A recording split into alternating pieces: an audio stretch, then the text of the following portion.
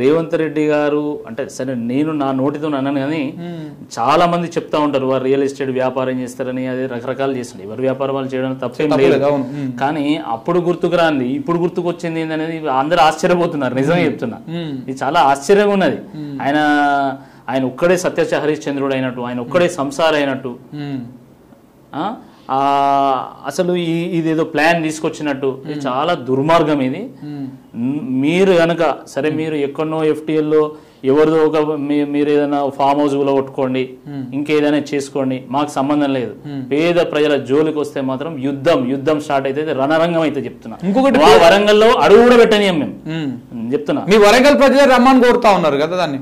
అంటే కొంతమంది సోషల్ మీడియాలో మా వరంగల్ కి హైడ్రా రావాలని చెప్పేసి కొన్ని రిక్వెస్ట్లు అవి. వరంగల్లో భూములు కబ్జా అయినాయి, ఆ కబ్జాల లిస్టు చాంతాడంత ఉన్నదని ఫస్ట్ చెప్పింది నేను. కానీ ఆ పేరు మీద పేద ప్రజల యొక్క మీరు ఇండ్లు కూలగొడతామంటే మాత్రం వరంగల్ అడుగు పెట్టని మా ప్రాణాలు అడ్డం పెట్టైనా సరే తప్పకుండా పేద ప్రజల యొక్క ఇల్లు కాపాడుకునే ప్రయత్నం మేము చేస్తాం. మీరు కబ్జా కవర్ల లిస్టు తయారు చేయండి, వాళ్ళని జైలు పంపుతారా, వాళ్ళకి ఏం శిక్ష ఇస్తారో వేయండి, మేము సపోర్ట్ చేస్తాం, మేము స్వాగతం, మేమే పులదండ ఇస్తాం నీకు, మేమే పూలాభిషేకం చేస్తాం నీకు. ఆయన మేము చేసేది ఎంత జెన్యున్ గా ఉంది, మేము ఎంత పార్షియాలిటీ లేకుండా చేస్తున్నామని చెప్పడానికి వాళ్ళ సొంత అన్న ఇంటికి కూడా నోటీసులు ఇచ్చింది కదా, దాన్ని ఎట్లా చూస్తారు మరి? అది కూడా అంటే వాస్తవమే కదా. ఇప్పుడు ఫ్యామిలీకి ఒక రూలు, పబ్లిక్ ఒక రూలా అండి? ఎట్లా? ఇప్పుడు మహబూబ్ నగర్ లో పేద ప్రజలకు 30 నిమిషాల సమయమేలే, డైరెక్ట్ రాత్రిపూట వాళ్ళు పడుకునేటువంటి సమయంలో పోయి మీరు కూలగొడతారు వాటిని. మీ తమ్మునికి 30 రోజులు నోటీస్ ఇస్తావు. ఇప్పుడు దీన్ని ఏమనాలి? అన్న తిరుపతి రెడ్డి అన్నను తమ్ముడు సరే వాళ్ళ కుటుంబ సభ్యులు, వాళ్ళకు మీరు 30 రోజుల సమయం ఇస్తారు. దీన్ని ఏమనాలి? పబ్లిక్ ఓ రూలు, ఫ్యామిలీకో రూలు. ఇది ప్రజాపాలన, మీరు చెప్పే ప్రజాపాలన.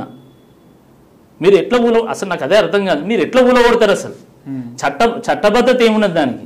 నోటీస్ ఇవ్వాలి కదా, నోటీస్కి వాళ్ళు రిప్లై ఇవ్వాలి కదా. రిప్లై ఇవ్వకముందే నువ్వెవరు కూలగొట్టడానికి నాకు అర్థం కాదు. మరి ఇచ్చిన అనుమతి ఇచ్చిన అధికారాన్ని ఎందుకు మీరు లోపలేస్తలేరు? అచ్చా, మీరు అందరికీ సమానంగా ఉండమన్నారు, మరి ఒకరు ఎందుకు కూలగొడతాను, ఇంకొకరు ఎందుకు కూలగొడతలేదు? నాకు అది అర్థమవుతుంది. మీ మంత్రులకు ఉన్నాయి కదా, పొంగులేటి శ్రీనివాసరెడ్డి గారి నిజంగా తెలియదు, నేను మీడియాలో వింటున్నా. మరి నిజమే, అది నిజమే అయితే మరి దాని కూడా ఓడతలేరు ఎందుకు? ఎందుకు పట్నం మహేందర్ రెడ్డి గారు అయితే నడిలో ఉంది. అది నాకు ఇంతకుముందు ఒక మిత్రుడు అన్నాడు, నాకు వాస్తవం తెలియదు. మరి అలాంటప్పుడు వాళ్ళ ఎందుకు మరి మా పాలమూరు పేద ప్రజల యొక్క ఇల్లు ఊడగొట్టడానికి మీ మనసు వస్తుంది, వాళ్ళకి ఊడగొట్టడానికి మనసు రాదా? దీన్ని ఏమనాలి? ఒక మంత్రి ఎందుకు మాట్లాడారు దీని మీద?